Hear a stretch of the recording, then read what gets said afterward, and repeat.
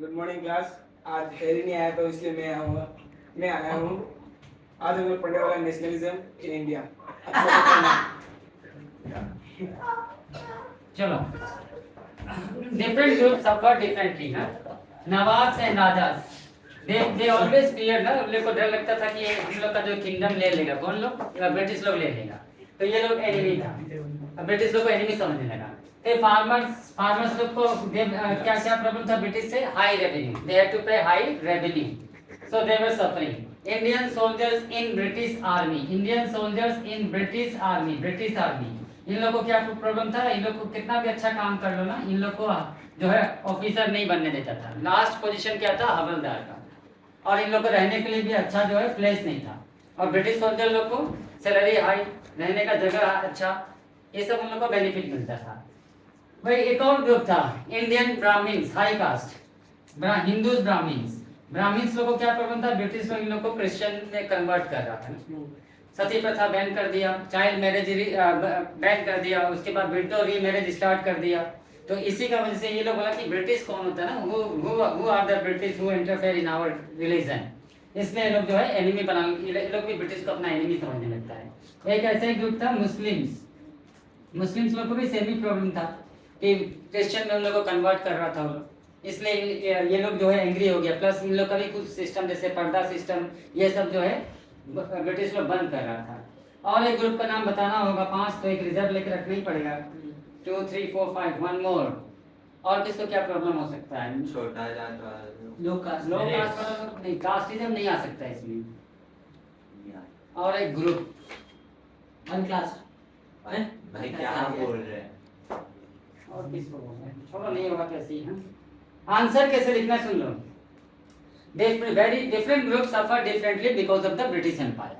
Like Nawabs and kings, Rajas, they were suffering under British rule because they got fear that any time their kingdom would be taken by the British. So they started thinking that British were enemies of Nawabs and Rajas. Indian farmers, they were facing lots of problems due to British Empire as they had to pay high revenues. Indian soldiers in British army, they were suffering. They were also suffering as because they were not allowed to become officer in British army. Plus they were getting less salaries. The place where they were living was unhygienic. Hindu Brahmins, they were suffering because of British, because the British started converting Hindus into Christianity, and the British government banned Sati Pratha, then child marriage, so they got angry, thinking that who the British were to interfere in the Hindu religion. Muslims, they were also suffering due to British Empire because the British encouraged the Muslim community to send the girls to schools. They started criticizing पर्दा system and all. इस तरह से answer लिखना होगा। Impact of World War I on India. India पे impact क्या हुआ? ये भी 5 मार्क का। असर इंडिया में क्या हुआ? तो फर्स्ट, इंडिया में ब्रिटिश लोगों ने क्या किया? कस्टम ड्यूटी को इंक्रीज कर दिया। Increase custom duty. Custom duty क्या होता है? Movement of goods and services पे जो टैक्स लगता है, इसको इंक्रीज कर दिया। क्या इससे क्यों किया? अगर ऐसा क्वेश्चन आ जाएगा, टू फाइनेंस द वार, ये है एनसीईआरटी का words, to finance the war को फाइनेंस करने के लिए। वार में बहुत पैसा लगता है ना, इसलिए वो लोग जो है कस्टम ड्यूटी को इंक्रीज किया ताकि उन लोग को मनी मिल जाए। तो वो लोग जो है उस मनी को कहाँ पे यूज कर सके? वार में। और अगर 3 मार्क का आ जाएगा तो क्या लिखना होगा? To purchase weapons to be used in world war I. They increased that one because in the war lots of money was spent. तो 3 पॉइंट हो गया अगर आ जाता बाई चांस तो। कस्टम ड्यूटी को इंक्रीज कर दिया, फर्स्ट इम्पैक्ट। तो कौन सफर किया इंडिया में? कस्टम ड्यूटी बढ़ेगा तो कौन गुस्सा होगा ब्रिटिश से? बिजनेसमैन, यस, ट्रेडर्स और लार्ज बिजनेसमैन, ये लोग angry because of that one. Second one क्या किया लोग? टैक्सेस वेर इंक्रीज, जो नॉर्मल टैक्स था ना उसको भी इंक्रीज कर दिया। So by this who started suffering? All the people, सभी इंडिया का हर कोई जो वर्किंग क्लास था, सभी को सफर होगा। Taxes increase. Third one, introduce, पहली बार इंडिया में स्टार्ट हुआ क्या? Income tax. इससे पहले इंडिया में इनकम टैक्स नहीं लगता था। ये भी फाइनेंस द वार, इसका भी 3 पॉइंट उसे लिखना होगा। दे इंट्रोड्यूस्ड इनकम टैक्स, तो इससे इससे किसको प्रॉब्लम होगा? महात्मा गांधी को ही होगा ना। किसको होगा इससे? Income people. कौन सा पीपल? जो लोग एक्सपोर्ट इंपोर्ट कराते हैं, उन लोग वही बिजनेसमैन। Employed people. बोलो, मार्गदर्शन करो, ठेला लगा बोलो किसको प्रॉब्लम होगा? कुछ फार्मर्स, आपका लोग का नहीं है क्या?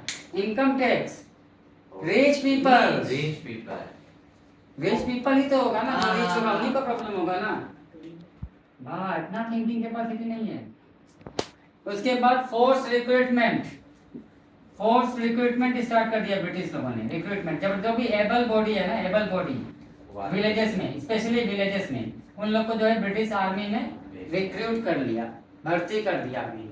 इससे कौन गुस्सा होगा? विलेजर्स, क्योंकि शॉर्टेज ऑफ वर्कर्स हो गए। विमेन लोग को बाहर का भी काम देखना पड़ा और घर का काम भी करना पड़ा, तो उन लोग को प्रॉब्लम हुआ। एक और पॉइंट ये, बाई चांस 5 मार्क का आ जाए तो increase custom duties, tax increase, introduce income tax, force recruitment, और क्या लिख सकता है? लिख सकता है, क्यों नहीं कहता? Food prices increase, food price बढ़ गया इंडिया में। क्यों इंक्रीज हो गया? क्योंकि वर्कर्स का शॉर्टेज है विलेज में, तो फूड प्राइसेस तो बढ़ेगा ही बढ़ेगा। वर्ल्ड वॉर 1 से एक फायदा भी हुआ था इंडिया को। इंडस्ट्री, इंडिया का इंडस्ट्री बहुत ज्यादा जो है डेवलप कर गया था, बहुत ज्यादा, क्योंकि यूरोप का पूरा इंडस्ट्री तो बंद है, एक्सपोर्ट इंपोर्ट यूरोप से हो ही नहीं रहा है। इंडिया का इंडस्ट्री उस समय, इंडिया और जापान ऐसा 2 कंट्री था ना जिसका इंडस्ट्री बहुत ज्यादा डेवलप हुआ था वर्ल्ड वॉर 1 का टाइम में, इंडिया और जापान।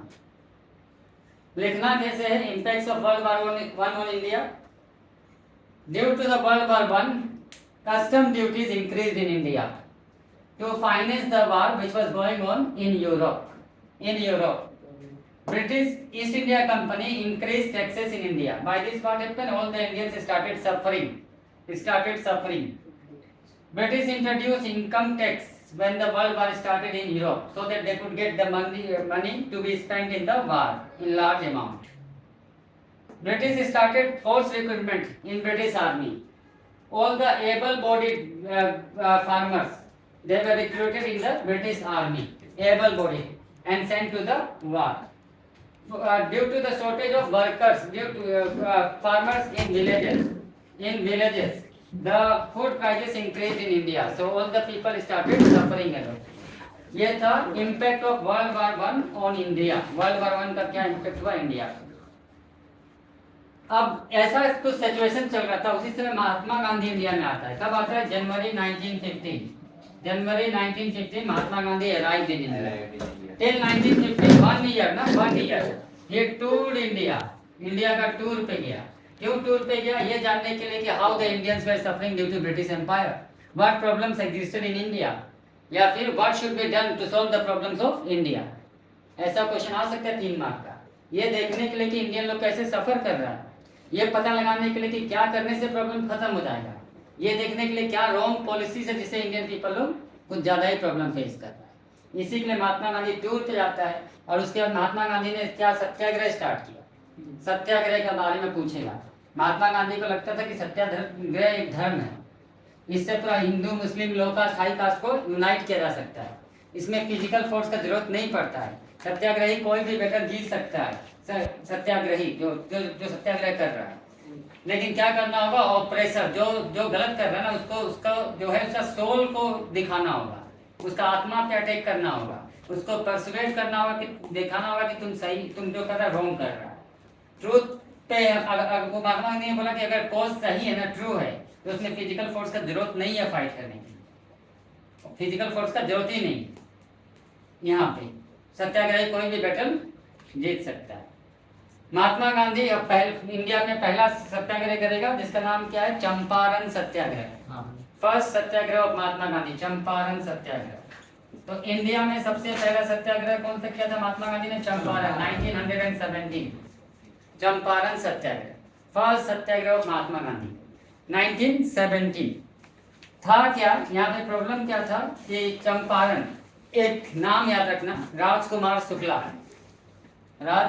शुक्ला, ये जो है ना, ये चंपारण का रहने वाला था। फार्मर था।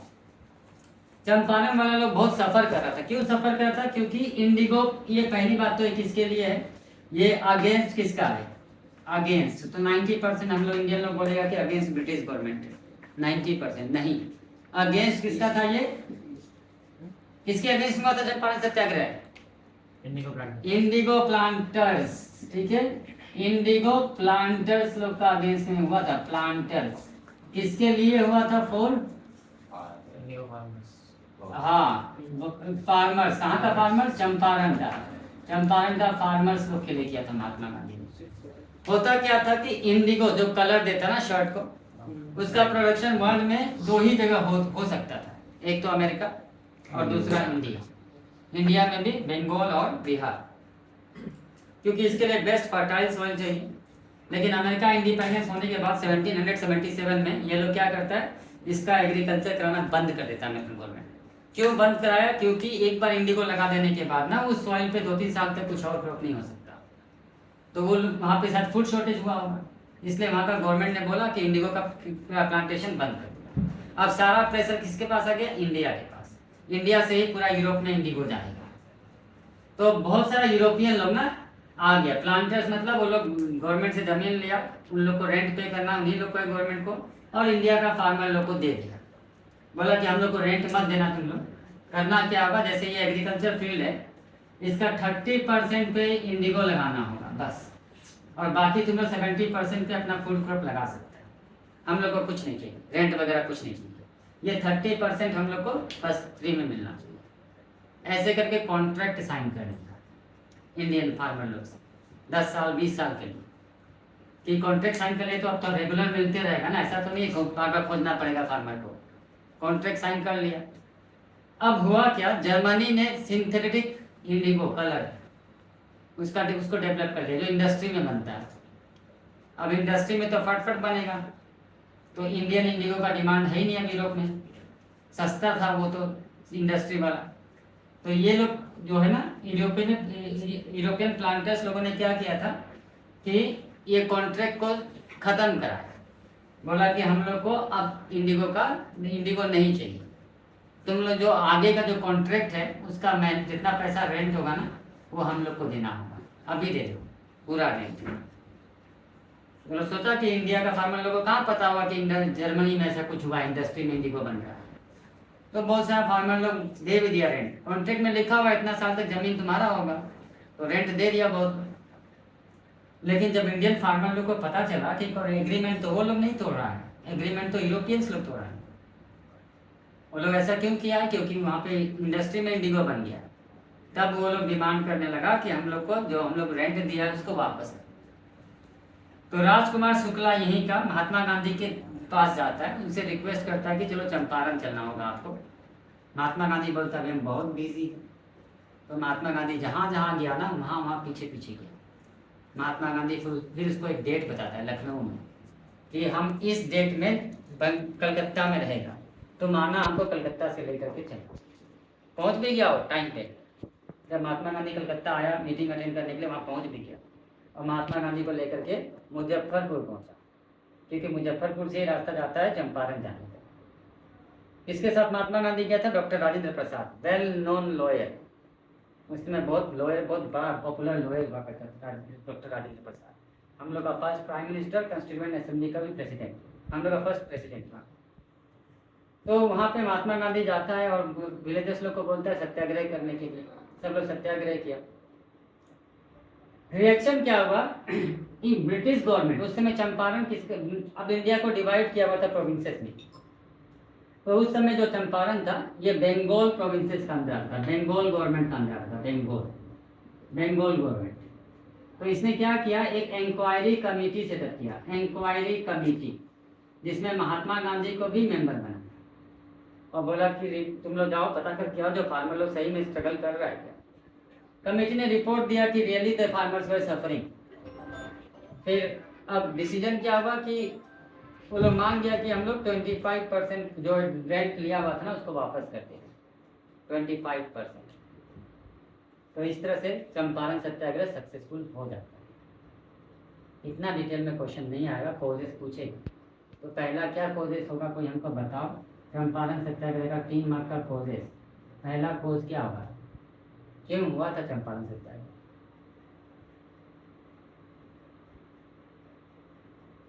कॉन्ट्रैक्ट खुद ही वो लोग दिया उसके बाद कैंसिल कर देना। ठीक है, कॉन्ट्रैक्ट एग्रीमेंट। इंडियन फार्मर लोग को जब पता चला, इंडियन फार्मर तो वो गुस्सा हो गया ना, ये तो इनजस्टिस हो रहा था, इसीलिए चंपारण सत्याग्रह हुआ। दूसरा खोज एग्रीमेंट, तो एक हो गया। इंडिगो का खेती कराते थे ना। Food shortage due to indigo plantation, food shortage हो जिससे कि वहाँ का पीपल लोग बहुत ज़्यादा सफ़र करता है। 2 हो गया, एक और चाहिए। इंडिगो प्लांटेशन में सॉइल अनफर्टाइल सॉइल अनफर्टाइल हो रहा था और वो लोग बाउंड था ना, कि इंडिगो लगाने के लिए ही बाउंड था, इसलिए जो चंपारण बाकी कुछ नहीं लगा पाता। आउटकम पता है, inquiry committee, Mahatma Gandhi member, money worth 30%, 25%। ये था चंपारण सत्याग्रह 1917। फर्स्ट टाइम इंडियंस लोग को लगा कि हाँ, ब्रिटिश लोग को भी पीछे हटाया जा सकता है, ये पॉसिबल है, क्योंकि पहला मूवमेंट जो सक्सेसफुल हुआ यही। सेकेंड मूवमेंट जो था वो खेड़ा सत्याग्रह। खेड़ा एक डिस्ट्रिक्ट है, कहाँ पे? खेड़ा एक विलेज है। कौन सा डिस्ट्रिक्ट में? कायरा डिस्ट्रिक्ट में, कायरा गुजरात में। वहाँ पे क्या प्रॉब्लम था कि ब्रिटिश ने, वो बंगाल गवर्नमेंट अंदर आता था, गवर्नमेंट ने खुद ही रूल बनाया था ना कि अगर 30% या 25% क्रॉप भी अगर फेल हो जाए ना ड्यू टू नेचुरल कैलेमिटी जैसे फ्लड, ड्रॉट, तो पूरा टैक्स नहीं देना है, गवर्नमेंट को पूरा रेवेन्यू नहीं देना। खेड़ा में बार बार क्रॉप फेल हो रहा था, year by year, due to drought, सूखा का वजह से। जब फार्मर लोग जाकर के गवर्नमेंट को रिक्वेस्ट कर रहा था कि रूल ये है कि हम लोग का अगर क्रॉप फेल हो जाए तो हम लोग को फुल रेवेन्यू देना नहीं है, तो गवर्नमेंट नहीं मान रहा था, उन लोग से फुल टैक्स ही ले रहा था। महात्मा गांधी ने उन लोग के लिए भी सत्याग्रह किया, खेड़ा वाला, और वो भी सक्सेसफुल हो गया। तो खेड़ा सत्याग्रह किसके लिए हुआ था? अगेंस्ट ब्रिटिश गवर्नमेंट, या फिर ऑप्शन में अगर बॉम्बे गवर्नमेंट होगा तो वो सही होगा। किसके लिए था? फॉर फार्मर्स के लिए। कहाँ का? Kheda district, Kheda area. Third Satyagraha Ahmedabad Satyagraha, Gujarat भी। यहाँ पे ये सत्याग्रह महात्मा गांधी ने किया था कॉटन मिल वर्कर लोग के, ठीक है, अगेंस्ट गवर्नमेंट ही होगा, क्योंकि मिल वगैरह फैक्ट्री सब तो गवर्नमेंट का ही था, अगेंस्ट गवर्नमेंट।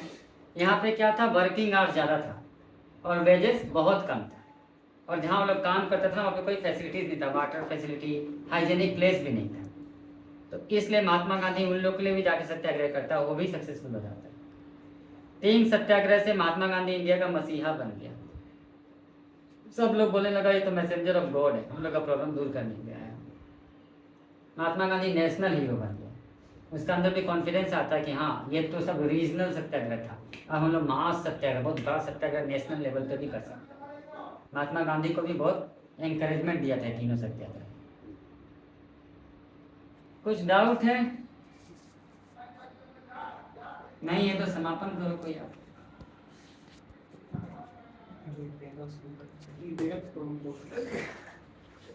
अरे ऐसा है ना, क्यों इधर ऐसे कर दो समाप्त।